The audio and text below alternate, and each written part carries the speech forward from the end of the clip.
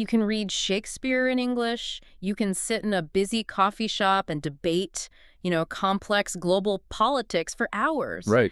You can write a flawless, highly persuasive email to your boss without even breaking a sweat.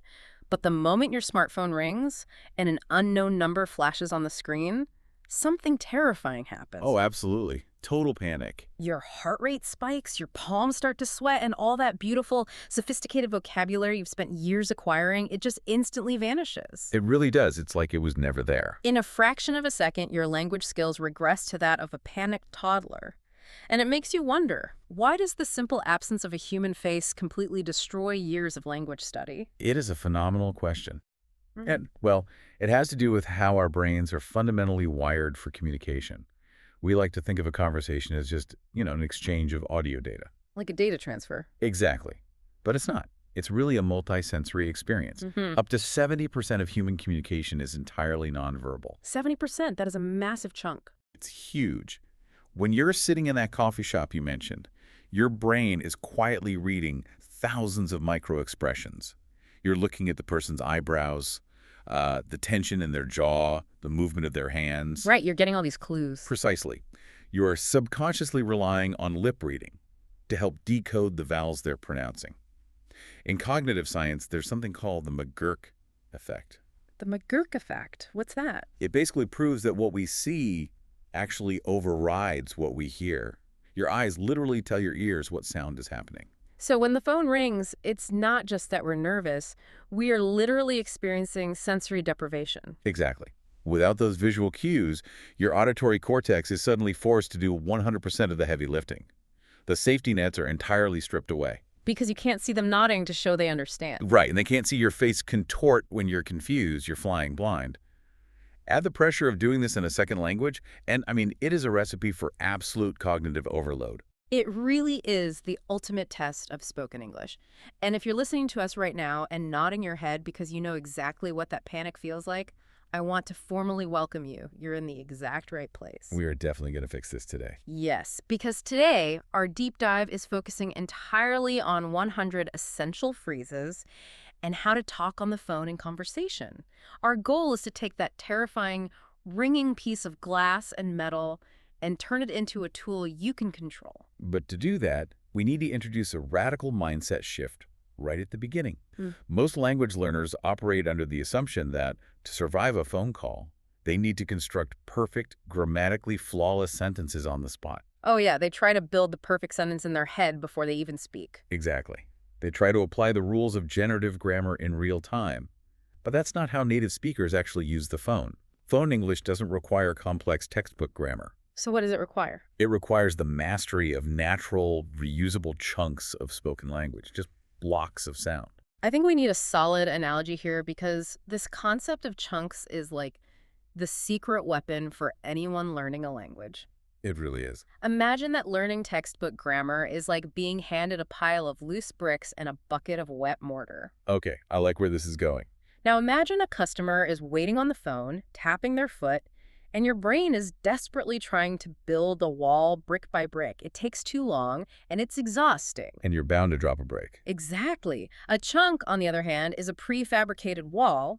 It's a block of words that always go together. You don't build it, you just drop it instantly into place. That is the perfect way to visualize it. When you memorize the whole block of sound, you completely bypass the prefrontal cortex's need to analyze subject, verb, and object. You just skip the grammar math completely. You do. You eliminate the hesitation entirely. So our core mission today is to hand you a full inventory of those prefabricated walls. We're going to break down every single phase of a phone call, from the very first ring to the final goodbye, to completely remove that fear of speaking. Let's start at the very beginning then, because before you can argue with customer service or, before you can negotiate a contract, you have to actually pick up the ringing phone. The hardest part for some people. And the simple English needed for the first few seconds of a call is surprisingly nuanced. Those first 3 seconds are arguably the most critical part of the entire interaction. Psychologists actually call this thin slicing. Thin slicing? Yeah. Within the first moments of hearing your voice, the caller makes rapid, subconscious judgments about your competence, your mood, and your professionalism. And how you answer must change significantly based on the context. Okay, let's start with the easiest one. The lowest cognitive load, like a personal call. Right. If you look down at your screen and see your best friend's face Mm. or your mother's name, you aren't going to deliver a formal speech. A simple, warm hello is perfectly fine. It is. Fun fact about the word hello, by the way. It wasn't actually used as a standard greeting until the invention of the telephone. Oh, is that right? Yeah. Alexander Graham Bell, the inventor, originally wanted people to answer the phone by shouting, "Ahoy!" Ahoy, like a ship's captain. Literally like a ship's captain. It was Thomas Edison who pushed for hello because it was crisp and could be easily heard over the terrible static of early phone lines. Wow, I am so glad Edison won that battle. Answering my cell phone with ahoy in the middle of a grocery store would be incredibly weird. It would be a bit intense, but what if it's a personal cell phone and it's an unknown number? I don't just want to say hello and wait in awkward silence. In that case, you drop in your first chunk, you say, hello, this is, and then your name. So, hello, this is Sarah. Oh, I like that. It takes control right away. It accomplishes two things instantly. One, it's polite, and two, it immediately confirms for the caller that they haven't dialed the wrong number. It establishes an immediate baseline of clarity.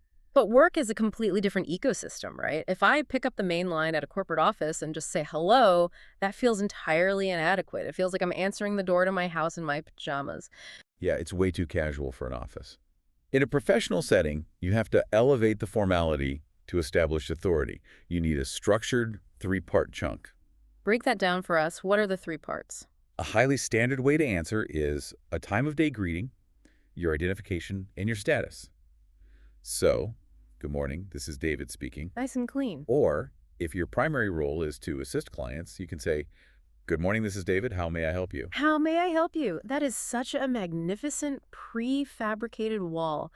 I've actually heard learners, when they're under pressure, directly translate from their native language and accidentally say things like, "What do you want?" Oh, no. or "What is your need?" And it sounds terrifyingly aggressive in English. Direct translation is the absolute enemy of phone etiquette. The goal isn't just to be understood, it's to adhere to the expected social script. Right, you want to sound familiar to them. Exactly, but I want to do a deep dive into one specific word you just used in that professional greeting, the word speaking. Okay, yeah. This is a profoundly efficient little word in phone English. Let's say a receptionist answers the main line and the caller asks, may I speak to David? Okay. The call gets transferred to you. When you pick up, learners often panic and overcomplicate their reply. They try to say, yes, I am David. You are speaking to me now. Which is grammatically fine, but so clunky. The most natural, native response is literally just one word, speaking. Okay, I have to push back on this a little bit. If someone goes to the trouble of asking, may I speak to David? And I just bark the word speaking at them, isn't that incredibly rude? It feels like it might be. Yeah, it sounds like I'm a cyborg or something. Why wouldn't I say, yes, this is he, or I am David? It feels abrupt if you analyze it word by word, sure. But in the realm of linguistics, this is what we call an elliptical construction. Meaning words are left out. Exactly. You aren't just saying a random word. You are saying a compressed version of the sentence. You are speaking to him. Oh, I see. Over decades of business culture, the filler words were stripped away for efficiency. And in English business culture, efficiency is heavily equated with competence. That makes a lot of sense. By simply saying speaking with a calm, downward intonation, you aren't being rude. You're projecting the image of a busy, highly capable professional who is ready to get straight to business. That completely changes how I view it. It's not rude at all. It's a power move. It absolutely is. May I speak to David? Speaking. I love it. But getting to that level of confidence is hard, which is why I want to talk about the psychology of how we frame our own language journey. This is so important. You know, when learners get frustrated by these unspoken rules, I hear them say things like, I just can't do phone calls. Phone calls are impossible for me. And that kind of absolute phrasing is just a self-fulfilling prophecy. It spikes your anxiety before the phone even rings. It sets you up to fail. It does. We need to upgrade the way we talk about our skills. If you catch yourself saying, I cannot speak about phone calls, I want you to replace it with a much more realistic, proactive chunk. What should they say instead? Try framing it like this. I understand the idea, but I need simpler English and more speaking practice to explain it clearly. Notice the difference there, listeners. I understand the idea. You are validating your own intelligence. Your brain isn't broken. Right. The problem isn't your brain. The problem is just a temporary lack of simple chunks. Perfectionism is the absolute enemy of fluency here. Let's actually test this in a mini role play. Mm, I want you to imagine you're working the front desk at a busy corporate office. The phone is ringing off the hook. okay, I'm ready. I want you to answer the phone using overly casual, panicky language. Yeah. The kind of direct translation mistakes that happen when the prefrontal cortex just shuts down. Oh, I can easily channel that panic. Okay. Ring, ring. Yeah, hello. Who is this? I am David here. And let's freeze right there. If I am the caller, my immediate reaction to that is a spike in my own cortisol. Because I sound chaotic. Yes, I am suddenly stressed because you are stressed. It's abrupt, it lacks a standard greeting, and it demands information rather than offering assistance. It puts the caller on the defensive. It really does. So let's coach you through a reset. Take a breath, let go of the need to build a perfect sentence, and just deploy the pre-built chunk.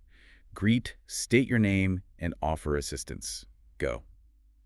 Ring, ring. Good morning. This is David. How may I help you? Flawless. Do you feel a mechanical difference in your brain between those two attempts? It is night and day. The second time I wasn't thinking about grammar at all. My mouth just played a recording of a sound block I already knew. It feels incredibly safe. That's the power of chunks. Okay, so we've survived answering the phone. But what happens when the tables are turned? What happens when you have to initiate the interaction? Making the call honestly feels 10 times scarier. Making the call is inherently more stressful because the cognitive load is entirely on you. You're the driver of the vehicle. You have to steer the whole thing. Exactly. You have to dictate the direction, the pace, and the purpose of the conversation. The person answering is just reacting. Because of this, the golden rule of initiating a call is always identify yourself first. Do not make the receiver play a guessing game. Right, because if I just jump in and say, "Is my car ready?" the mechanic has to scramble to figure out who I am before they can even process the question. Precisely. You ease them into the interaction. The universal chunk is, hi, this is your name, followed by calling. So, hi, this is Maria calling. Just adding that one word, calling. Yes, by adding the word calling, you soften the introduction. It sounds much more natural than just saying, I am Maria. Once their defenses are lowered and they know who you are, you have to state your purpose. Why are you taking up their time? Get straight to the point. Yeah. If we are talking about daily routines, maybe calling a doctor, a salon, or a consultant, the standard trunk is, I'm calling to make an appointment. Or if you want to elevate the formality slightly for a business context, I'd like to schedule an appointment. Let's dissect the grammatical engine of that phrase.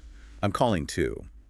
That to is what we call an infinitive of purpose. And it's so useful. It is incredibly versatile because you can snap almost any action verb onto the end of it. I'm calling to check on my order. I'm calling to ask a quick question. I'm calling to confirm our meeting. It immediately gives the listener the context they need to help you. Exactly. And once your purpose is established, you usually have to ask for a human being. The chunks are, may I speak to John, please? Or, is John available? Let's put a massive spotlight on that word. Available. If you're learning phone English, available is going to be one of your most frequently used words. Absolutely indispensable. Because it does not just mean that someone is physically standing in the building. It has a much deeper meaning regarding time and readiness. That's a crucial distinction. Someone can be physically present, but not available. Available means they are free from other obligations, they have the mental bandwidth to engage, or they have open space on their calendar. It's the absolute cornerstone of scheduling. It is. And understanding its inverse, unavailable, is just as vital. Because gatekeepers, receptionists, assistants, they use it constantly. I'm sorry, he is unavailable right now. It is the perfect professional shield. It really is a shield. It might mean he's in a vital board meeting, or it might mean he's eating a sandwich and just doesn't want to talk to you. The beauty of unavailable is that it's impeccably polite, but offers zero specific details that can be argued with. Exactly. It establishes a boundary without giving offense. And you must learn to use it to protect your own time, too. How so? If a client wants to meet on Tuesday and you are swamped, you simply say, I'm unavailable on Tuesday. Do you have anything available on Monday? Notice how we use the same word to negotiate the time slot. Do you have anything available on Monday? It flows so beautifully. And speaking of flow, we need to address a major pronunciation hurdle here. The dreaded to. Yes. Listeners, when you see the phrase, I'm calling to make an appointment written on a page, your brain wants to pronounce every single letter clearly and distinctly. I am calling to make. Right. Very robotic. If you do that on the phone, you will sound incredibly unnatural. We are dealing with connected speech and assimilation here. Native speakers do not pronounce the word to with a hard oo sound in the middle of a sentence. It reduces to a schwa, a lazy, relaxed sound. It becomes two, or even just two. It blends into one continuous sound wave. I'm calling pa. I'm calling test schedule. It almost sounds like calling te is one single word. The goal of pronunciation practice isn't to develop a flawless British or American accent. The goal is acoustic clarity and physical comfort. So rhythm matters more than perfect sounds. Yes, the rhythm of the sentence is actually far more important for being understood than perfectly articulating every consonant. I want to prove this to you right now, listeners. Don't just sit there passively. We're going to build some muscle memory. I am going to say the phrase, and I want you to shadow me. Shadowing is a fantastic tool. Shadowing means speaking out loud, right on top of my voice, matching my exact rhythm and laziness with that to sound. Ready? I'm calling to make an appointment. Let's do it again. Relax your jaw. I'm calling to make an appointment. You should feel how much less physical effort it takes when you blend it together. That physical repetition is literally altering the neural pathways in your motor cortex. You are training the muscles of your mouth to execute the chunk automatically. Okay, but I have a major hypothetical problem for you. Way yummy. Let's say I do the shadowing. I practice in the mirror. I dial the number. I take a deep breath, and I execute perfectly. Hi, this is David calling. May I speak to John, please? And the receptionist throws a wrench in the gears. They say no. They say, I'm sorry, John is unavailable. My prefabricated wall just fell over. What do I do? Do I just panic, say, okay, bye, and hang up? Because I will confess, I have done exactly that in a foreign language. It is a terrifying moment because your internal script just broke and the cognitive load suddenly crashes back down on you. Yeah. That exact panic of reaching a gatekeeper and being denied access is a massive hurdle. So how do we clear it? You don't hang up. You pivot to the secondary protocols, navigating transfers and leaving voicemails. All right, let's navigate the transfer first. Let's say John isn't entirely unavailable. He's just in a different department. The receptionist says, hold on, let me transfer you. Right. But in the real world, native speakers rarely use the formal Latin-based word transfer. They use a phrasal verb that confuses a lot of learners. Yes, phrasal verbs are the bane of the English learner's existence, but they are inescapable. The phrase you will hear 90% of the time is put through. Please hold. I'll put you through now. Put through. If you take that literally, put means to place something, and through means to go into one side and out the other, like pushing a wire through a wall. Why on earth do we use that for a phone call? It is a fascinating historical artifact from the early days of telecommunications. Oh, I love phone history. 100 years ago, if you wanted to call someone in a different office, a human switchboard operator physically took a metal cable, plugged it into your line, and pushed the other end through a slot on a massive board to connect to the recipient's line. No way. Yeah, they literally, physically put the cable through the board. The technology went digital decades ago, but the language remained. That makes so much sense. The mental image of pushing a wire through a board makes the phrase instantly memorable, and you can use it to take control, right? Absolutely. Instead of waiting for them to offer, you can say, could you put me through to the sales department, please? It sounds incredibly native and highly competent. Yeah. But let's look at the darker scenario. They put you through, the line rings 5 times, and then beep, you were sent to voicemail. Oh, the dread. For many learners, leaving a message in a second language feels like being shoved onto a brightly lit stage with absolutely no script. Voicemail anxiety is a universally recognized phenomenon. When that beep hits, the adrenaline spikes and people just start rambling. I've left 3-minute voicemails where I over-explained my entire life story because I couldn't figure out how to stop talking. Which is exactly what you must avoid. A voicemail is not a conversation, it is a notification. That's a great way to think about it. A good message should be incredibly concise, no more than 20 to 30 seconds. If it's longer than that, modern professionals will simply delete it and text you asking what you want. So what's the formula? A voicemail requires a rigid 3-part formula. Name, number, reason. Nothing else. Give us the exact script. Hi, please tell him David called. My number is, state your number. I'm calling about, state the reason. That is it. The beauty is in the simplicity. You don't need to explain the deep history of the problem. I'm calling about the marketing budget. It's just a teaser trailer for the actual conversation. Exactly. But this brings up a highly technical, mechanical skill that ruins so many voicemails: dictating numbers. This is critical. Learners constantly rush their phone numbers. They want to get the voicemail over with, so they say, my number is 5 and times 637, in one continuous breath. and it's entirely unintelligible. Why do we struggle with this so much? Why can't the person listening just process the numbers as fast as I can say them? It comes down to the cognitive science of working memory. In the 1950s, a psychologist named George Miller discovered Miller's Law, which states that the average human can only hold about 7 items in their short-term working memory at once, Only 7. give or take. Furthermore, acoustic information relies on something called the phonological loop in the brain, which degrades very quickly. If you rattle off 10 digits with no pauses, you literally crash the listener's phonological loop. You buffer their brain. Yes. They cannot hold the first numbers in their brain long enough to write down the last numbers. So if I'm speaking fast because I'm nervous, I am actually sabotaging the person trying to help me. How do native speakers dictate numbers to prevent this cognitive crash? Native speakers naturally utilize a technique called chunking. They break the data into smaller, digestible pieces, and they alter their speed. If your number is 5551234, you use distinct pauses. Like 555, pause. 1, 2, 3, 4. Exactly. But the most crucial habit is repetition. You say the entire sequence twice. My number is 5551234. You're purposefully buying the listener time to scramble for a pen and write it down without having to replay the message. It has a specific musical cadence to it. Group the numbers, pause, repeat. Now, on the flip side of that, you also have to set up your own outgoing voicemail greeting for when people fail to reach you. And again, we rely on a standard prefabricated chunk. A perfect professional greeting is, "Hi, you've reached David. I can't take your call right now. Please leave your name, number, and a brief message, and I'll get back to you." Let's highlight that final phrase. I'll get back to you. It's such a dynamic little idiom. It really is. It implies a promise of future action without committing to an exact time frame. It means I will return your call or reply to you later when I have the capacity. Now, listeners, just hearing us explain these phrases is passive learning. Passive learning does not build spoken fluency.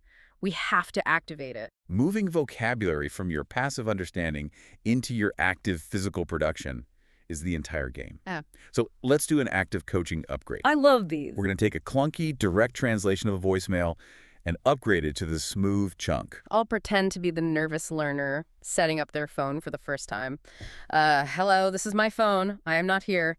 Please give me your name and your number and what you want, and I will call you another time. The intention is clear, but pragmatically it feels chaotic. It demands a lot of effort from the listener. We want to swap it for the effortless chunk. Let's build the muscle memory right now. Listeners, wherever you are, say this out loud with us. Repeat after me. Hi, you've reached. And your name. Hi, you've reached David. I can't take your call right now. I can't take your call right now. Please leave a message and I'll get back to you. Please leave a message and I'll get back to you. It feels so much cleaner to say. But we've talked about getting through, and we talked about voicemail. There is a third, much more frustrating purgatory in phone calls. Sometimes the receptionist doesn't send you to voicemail. Sometimes they try to put you through, and instead of reaching a human, you get trapped listening to 15 minutes of terrible synthesized elevator music. The chaos of the live call. This brings us perfectly to managing the hold, dealing with deteriorating connections, and handling interpersonal confusion. Being placed on hold is a universal human frustration because it inherently strips you of your agency. It really does. You are just trapped there. And that psychology is exactly why we have to be so careful when we are the ones asking someone else to wait.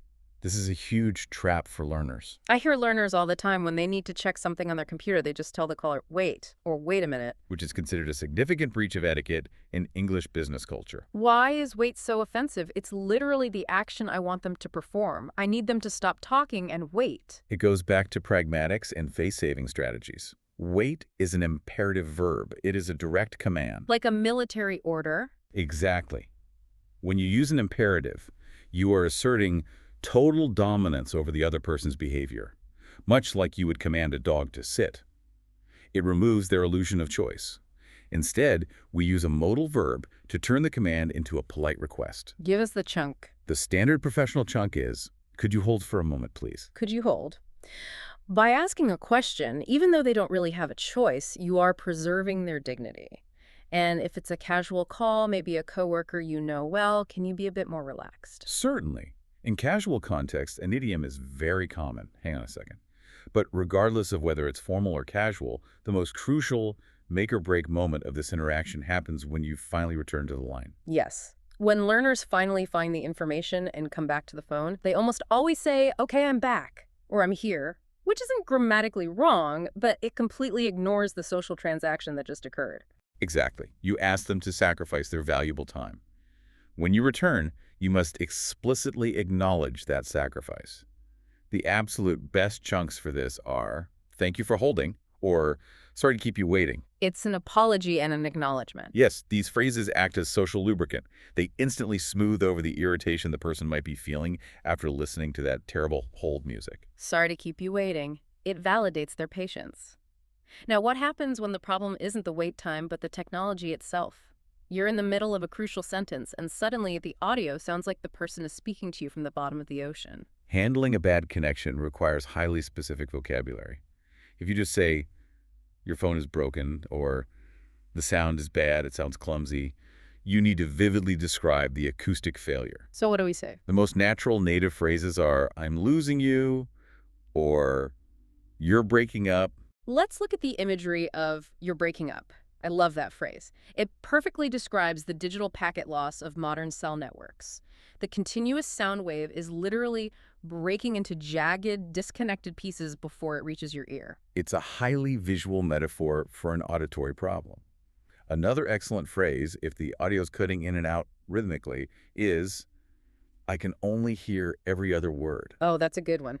This phrase is fantastic because it clearly communicates to the speaker that the problem is a technical malfunction, not a failure of your English comprehension. That is such an important distinction.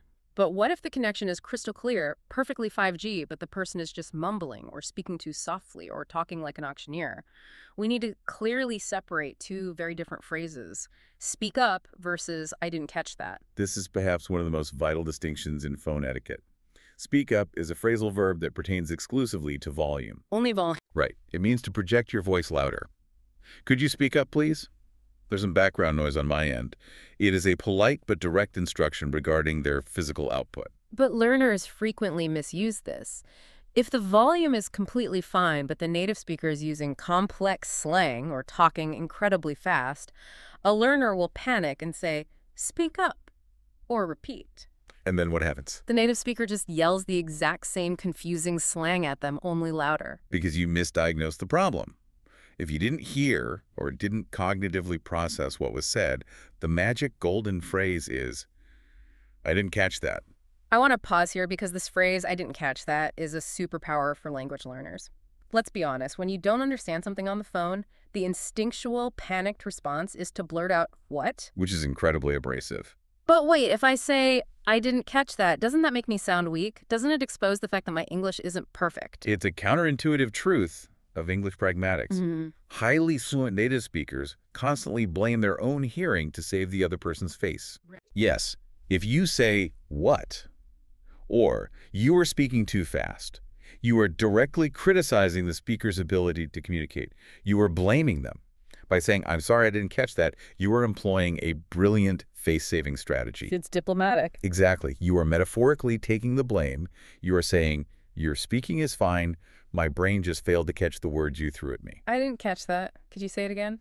It completely diffuses the tension. It buys you a few precious seconds of time to recalibrate. And ironically, because it's such a high-level pragmatic strategy, it makes you sound incredibly fluent. It is the ultimate diplomatic tool for everyday confusion.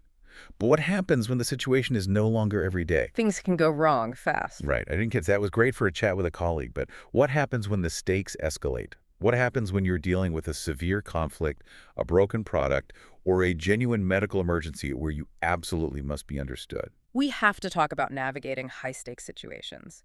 This is where language learners feel the most vulnerable, and it is where the cognitive load is at its absolute maximum. It's the ultimate test. Let's start with the lesser evil: angry customer service calls. The biggest trap I see learners fall into here is trying to translate the complexity of their native language anger into English. It is a massive trap. Mm-hmm. In your native language, when you are frustrated by a terrible service experience, you have access to a vast arsenal of linguistic weapons. Oh, absolutely. You use biting sarcasm, you use passive-aggressive conditional grammar, use complex metaphors to express your dissatisfaction. Exactly. If my internet is broken in my native language, I might say something like, Oh, I suppose it's too much to ask for a service I actually pay for to function in this century. Classic sarcasm. But if I try to construct a sentence like that in English while my heart is pounding, my brain completely crashes. I start stuttering, I forget basic vocabulary, and I end up sounding confused instead of angry. There is a biological reason for this, known in linguistics as the effective filter hypothesis, pioneered by Stephen Krashen. What does that mean exactly? When you experience stress, anger, or fear, your body releases cortisol. This fight-or-flight hormone literally shunts blood flow away from the prefrontal cortex, where your complex grammar processing, like Broca's area, is located, and routes it toward the amygdala, the survival center of the brain. Wow, literally changing blood flow. Yes. When you are highly emotional, your brain is biologically incapable of generating complex, nuanced second language grammar. That is a staggering realization. For anyone listening, when you freeze up during an angry phone call, it is not a personal failure, it is a biological certainty. So how do we hack the biology to get what we want? You have to abandon emotional complexity entirely. You must rely on prefabricated, almost robotic chunks that completely bypass the prefrontal cortex and guarantee absolute clarity. Keep it simple. First, explain the problem with zero backstory. I'm calling because I have a problem with my order. Do not launch into a 10-minute narrative about the delivery driver's attitude. State the core mechanical issue. And if the customer service agent pushes back, if they offer a terrible solution and I am genuinely furious, how do I stay polite but firm without yelling or swearing? You utilize emotionless, absolute statements. I'm not satisfied with this solution. Or, if the situation is truly egregious, the ultimate trump card is, this is unacceptable. I love that phrase. Look at how clean and impenetrable that phrase is. This is unacceptable. It conveys immense seriousness and draws an absolute line in the sand using only 3 words. It requires no complex emotional grammar. This is unacceptable. It sounds so authoritative precisely because it is so calm. It forces the agent to take you seriously. Now, let's take the stakes to the absolute maximum. Let's talk about genuine emergencies. In a true emergency, a fire, a medical crisis, a physical threat, your adrenaline is entirely maxed out. Your effective filter is a brick wall. In these moments, you must strip your language down to the absolute bare minimum. Just the facts. Forget politeness, forget introductory chunks. If you need police, fire, or an ambulance, the only phrases you need are, I need help, this is an emergency, I'm at, and then your location. The location is the single most critical piece of data. If the call drops after 5 seconds, they need to know where to send the ambulance. I need help. This is an emergency. I am at 123 Main Street. Exactly. And a vital, practical note for our global listeners. The emergency number you dial depends entirely on the country you are standing in. It is 9011 in the United States and Canada, it is 999 in the UK, and it is 112 in most of Europe. Memorize the local number before you ever need it.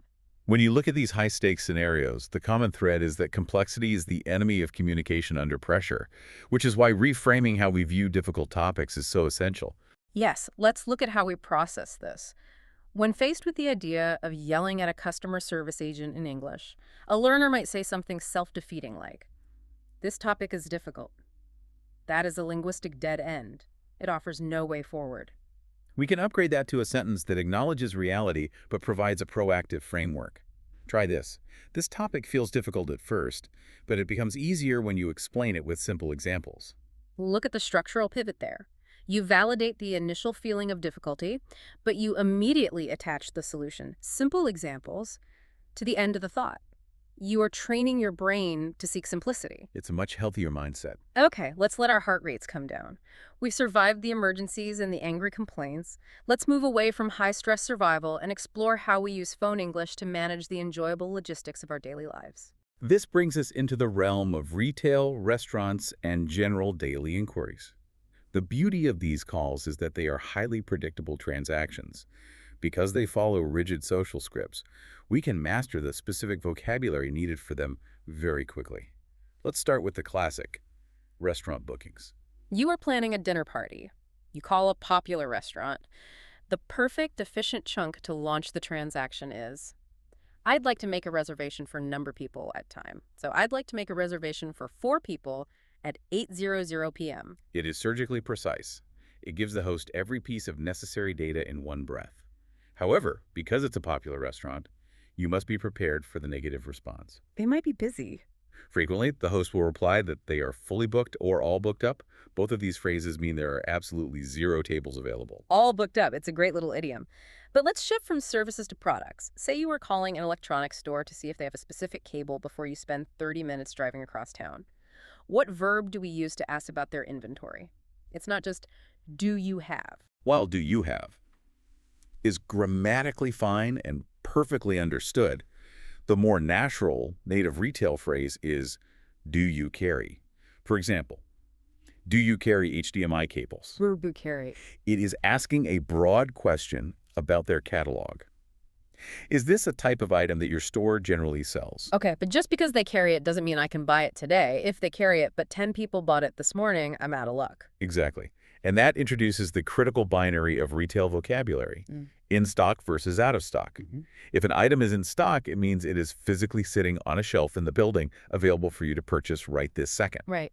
If it is out of stock, it means they do carry it, but the physical inventory is depleted, and they are waiting for a new delivery truck to arrive. This is a perfect moment for a deep dive into word choice, because learners often consult a dictionary or a thesaurus and mix up two very specific verbs, inquire and ask. They both essentially mean to request information, but the pragmatic tone is wildly different. The difference is vast, and it actually stems from the linguistic history of English.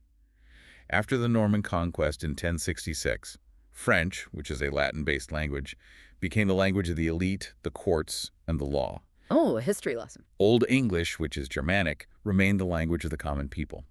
Today, Latinate words like inquire sound highly formal, elevated, and serious. You would use inquire when calling about a corporate job opening or a complex legal matter. I am calling to inquire about the accounting position. But ask is Germanic. It's everyday, casual, and down to earth. Precisely. If you use the Latinate inquire in a casual, everyday setting, it sounds incredibly jarring and strange. You wouldn't call a local pizza place and say, I am calling to inquire about your pepperoni inventory. That sounds like a 19th century nobleman investigating the pizza. For everyday retail and restaurant situations, stick to the Germanic roots. Keep it simple and use ask or check. I'm calling to ask if you have pepperoni. Now, let's put this predictability to the test with a mini role play. I am going to call you to book a table, but you are going to throw a roadblock at me. Let's see how I handle it. Ring, ring! Hi, I'd like to make a reservation for 2 people at 7:00 p.m. tonight. I'm so sorry, sir, but we are fully booked at 7:00 p.m. Oh, okay, bye. And freeze. We just witnessed the classic freeze response. The learner memorized the script to ask the question, but when the answer was negative, the script ended, and the brain aborted the mission entirely. Because I didn't know what to say next. Let's rewind and show how to naturally pivot and keep the negotiation alive when you hit a roadblock like fully booked. You offer flexibility using our favorite vocabulary word. Okay, let's try the pivot. I'm so sorry, sir. We're fully booked at 7:00 p.m. Oh, I see. Do you have anything available later? Maybe around 8:0 or 8:30. Brilliant. Do you have anything available later? By deploying the word available, you seamlessly transition the burden back to the host to find a solution without panicking or hanging up. All right, listeners, it is time for a practice task. I want you to stop just absorbing our voices and start producing your own. I want you to explain the difference between in stock and out of stock in your own words. Imagine you're explaining it to a friend who is struggling with English. Pause this deep dive right now and talk out loud to your empty room for 1 full minute. Try it. That process of active recall is what physically builds the neural connections necessary to cement the vocabulary into your long-term memory. Welcome back. Now that our dinner reservations are successfully negotiated and our shopping questions are answered, we need to transition into a very modern set of communication problems. The entire landscape of phone calls has mutated dramatically with the rise of smartphones and the explosion of remote work. Let's examine modern etiquette, conference calls, and the humor of honest mistakes. The rules of engagement have fundamentally shifted. Let's start with the ultimate modern anxiety point: remote work, conference calls. Oh, I hate conference calls. Man, they're tough. This is a massive stressor for non-native speakers, because you often have 6, 8, or 10 people on a single call, talking over each other, frequently with their video turned off to save bandwidth. It is auditory chaos. Because the technology flattens everything into a single audio stream, you have absolutely zero spatial audio. If I'm in a real boardroom and someone to my left sighs or coughs, I know exactly who it is because my ears locate the sound in space. On a conference call, a voice just booms out of nowhere. Which is why the absolute golden rule of conference call etiquette is that you must verbally state your name before offering a thought. The chunk is simple. This Yeah. is your name, I think we should. This is David. I think we should delay the product launch. Exactly. You must announce your presence before delivering the data. Furthermore, the baseline courtesy of the modern era is to aggressively mute your microphone whenever you are not actively speaking to eliminate background noise. But that creates a new problem. If I am muted and a colleague is presenting flawed data for 10 minutes and I desperately need to jump in and correct them, how do I do that? Interrupting in a second language is terrifying. I don't want to sound aggressive or disrespectful. In conversation analysis, this is known as managing turn-taking. To smoothly hijack the floor, you need a polite interruption chunk. The most effective one is, sorry to interrupt, but... Sorry to interrupt, but... For example, sorry to interrupt, but I have the updated budget numbers right here. It acknowledges the social transgression of interrupting while firmly and professionally taking control of the audio space. Sorry to interrupt, but it perfectly softens the blow. Yeah. Now let's pivot from the intense professional realm to the accidental realm. With smartphones, wrong numbers happen constantly. If your phone rings, you pick it up, and a stranger starts speaking rapidly in English, demanding to speak to Brenda, what is the protocol? You utilize a gentle correction. I think you have the wrong number. Notice the phrasing. You don't just shout, "No Brenda here," and slam the phone down. I think you have the wrong number is polite, clear, and definitively ends the interaction. And what if the roles are reversed? What if you are the one who made the mistake? You tap a contact. A deep, unfamiliar voice answers, and you realize with horror that you definitely did not call your accountant. You immediately take ownership of the accident.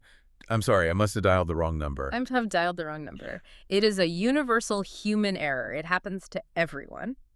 And speaking of technological accidents, there is a very specific, slightly humorous cultural slang term that emerged directly from the invention of the touchscreen cell phone that we absolutely have to cover. Ah, yes. The phenomenon of the accidental call, you're referring to the pocket dial. The pocket dial. Or, if you want the slightly more informal, universally recognized version that native speakers use all the time, the butt dial. A classic term. This is when your phone is in your back pocket, you sit down on a chair, the screen activates, and it accidentally calls someone in your contact list without your knowledge. The recipient answers the phone and is greeted by the muffled sounds of fabric rustling, or perhaps you having a completely unrelated conversation with someone else in the room. It is highly confusing for about 5 seconds until they realize what has happened. If someone calls you back 10 minutes later and says, "Hey, did you just call me? I just heard a lot of static," you can laugh and easily diffuse the situation by saying, "Oh, I'm so sorry, that was a pocket dial." It instantly explains the bizarre, silent voicemail they probably received. Sorry, it was a butt dial. A very humanizing phrase. Now, before we completely leave the realm of phone execution, let's step back and provide a few overarching physiological tips for simply sounding better and more confident on the phone in English. I love this. What are the physical hacks? The first one sounds like a ridiculous cliche, but it is rooted in acoustic physics. Smile while you talk. Seriously, they can't see me. Why does smiling matter? Because the physical act of stretching your lips into a smile literally changes the shape of your vocal tract. This alters the acoustic formants, the resonant frequencies of your voice. No way. Yes. The sound wave itself changes shape. People can subconsciously hear a smile. It makes your voice sound warmer, more receptive, and inherently more confident. Second, make a conscious effort to speak about 10% slower than your normal conversational pace to ensure clarity. Third, and this is a massive pet peeve of mine, never, ever eat while on the phone. I don't care if you think you are chewing quietly. Phone microphones are incredibly sensitive, and they compress audio in a way that amplifies wet sounds. It is incredibly distracting and deeply unprofessional to chew in someone's ear. Agreed entirely. And fourth, perhaps the single most crucial tip for any language learner. Never take a phone call without a pen and paper physically in your hand. Take notes aggressively during the call. Yes. When you're translating in your head, your working memory is completely maxed out. If the person gives you a time, a date, or a price, write it down instantly. Do not trust your overwhelmed brain to remember English numbers and names while simultaneously trying to formulate your next grammatical sentence. The physical act of taking notes stops the panic spiral. It offloads the cognitive burden from your brain onto the paper, freeing up your mental bandwidth to focus purely on speaking. Okay, so you've done it all. You successfully answered the call, you navigated the bad connection, you used your prefabricated chunks, you took your notes, and you solved the problem. The transaction is complete, But you can't just hang up. You can't just say, done, bye.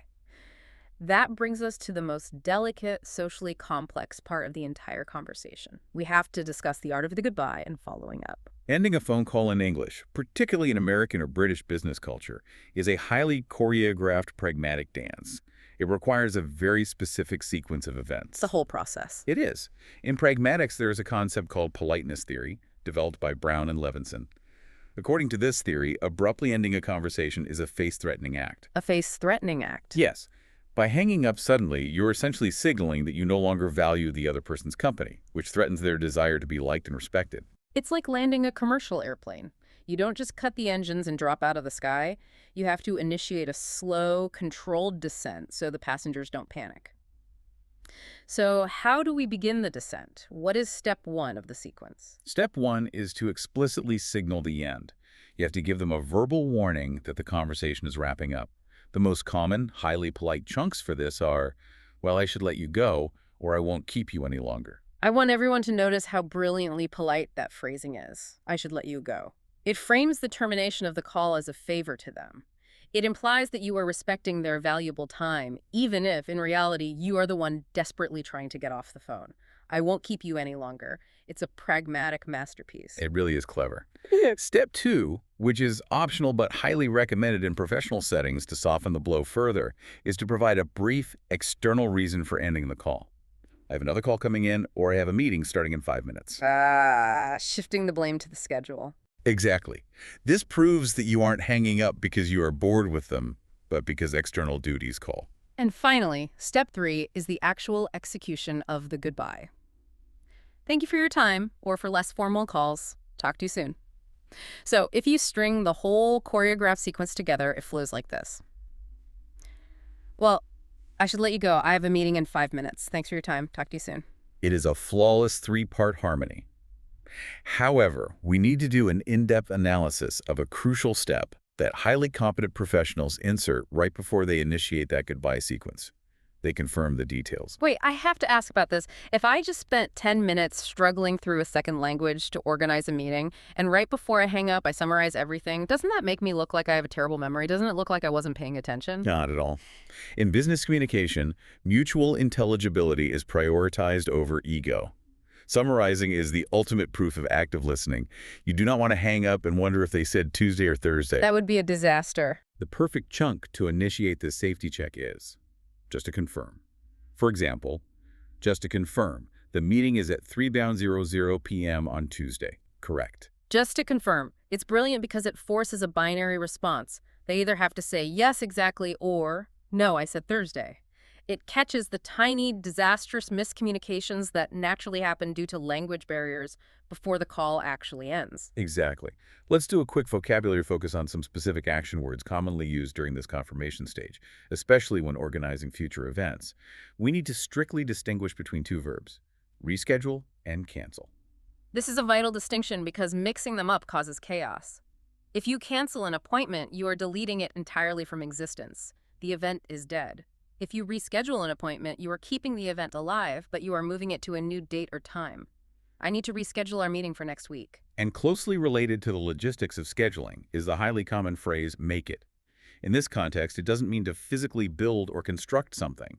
It means to successfully attend or arrive at a planned destination. Like, I'm sorry, I'm stuck in massive traffic, I can't make it to the meeting. Meaning, it is impossible for me to arrive there. Then we have two crucial follow-up phrases that wrap up the business side of a call. The first is get back to. This means to contact someone again at a later time with a specific answer or piece of data. Give us an example. I don't have those budget numbers in front of me right now, but let me check the file and get back to you this afternoon. Get back to you. And the final powerhouse phrase is follow-up. This is huge in Western business culture. It means to contact someone again, specifically to push a stagnant project forward or to remind them of a pending task. I'm just calling to follow up on the contract I emailed you yesterday. Using follow-up makes you sound incredibly proactive, organized, and deeply professional. All right, before we move to the final, most actionable stage of our deep dive, we need to frame how we process all of this. We've covered a tremendous amount of ground. A learner might look at this mountain of phrases, feel overwhelmed, and fall back on a weak, generic sentence like, I like this phone topic. it's fine, but it lacks depth and connection to their actual life. We want to upgrade that to a sentence that shows insight, complex thought, and personal motivation. Let's try the stronger, better version. I like this phone topic because it makes daily communication clearer and less stressful. Listeners, repeat that specific sentence out loud right now. I like this phone topic because it makes daily communication clearer and less stressful. It explicitly connects the hard work of learning to a tangible, positive benefit in your daily life. We really have covered a staggering amount of material today. We went from the history of the initial hello to the complex, pragmatic dance of talk to you soon. We break down the cognitive science of why numbers crash our working memory. We learned how to bypass the effective filter during an angry customer service call, and we mastered the polite interruption. A lot of ground covered. But, as we always emphasize, passive listening is an illusion of progress. Just listening to our voices will not build fluency. Fluency is a physical motor skill, much like playing tennis or playing the piano. It requires motor cortex involvement. Fluency comes after repeated physical use, not before. You can't just think your way into fluency. No, you cannot wait until you have perfect grammar in your head to start speaking. You must start speaking out loud to build the fluency. It requires mechanical action. Exactly. We aren't just going to drop all this knowledge on you, say goodbye, and leave you alone to figure it out. We have designed a highly practical, step-by-step, 7-day speaking challenge for you. The goal is to take the prefabricated chunks you learned today and move them from your passive memory into the active physical muscles of your mouth. And the best part is, you can do this entirely alone in your room. You do not need a speaking partner to build this specific type of fluency. That's the secret right there. Speaking alone is an incredibly valid, highly effective form of practice. It allows you to make mistakes safely without the effective filter spiking your cortisol. Let's outline the precise mechanics of the 7 days. Day 1 is simple. Just listen to this entire deep dive once through for overall meaning. Don't take notes, don't pause, just absorb the rhythm, the context, and the flow of the conversation. Day 2. This is where the active work begins. I want you to replay this audio, sit down at a desk with a physical pen and paper, and write down exactly 8 useful chunks. Just 8. Don't write down 50, you won't remember them. Pick 8 that you know you need. For example, speak up, put through, just to confirm, or you didn't catch that. Write them down clearly. Day 3. Shadowing. Take the piece of paper with those 8 chunks, stand up, go in front of a mirror or pace around your living room and say them out loud over and over. Try to mimic the intonation, the laziness of the vowels, and the rhythm we used. Make the physical act of saying, "I didn't catch that," feel utterly comfortable and effortless in your jaw and tongue. Day 4. Put the notes away in a drawer. I want you to talk out loud, alone in your room, about the process of making a phone call for 2 full minutes. Set a timer. Just explain it to the wall. Yes, embrace the weirdness. Tell the wall why phone calls are biologically stressful and how you should answer a business call. Force your brain to hunt for the vocabulary in real time without the safety net of the paper. Day 5. Grab your smartphone and open a basic voice recording app. Hit record and talk for 1 continuous minute describing a hypothetical phone problem. Maybe you are calling to complain about a broken laptop.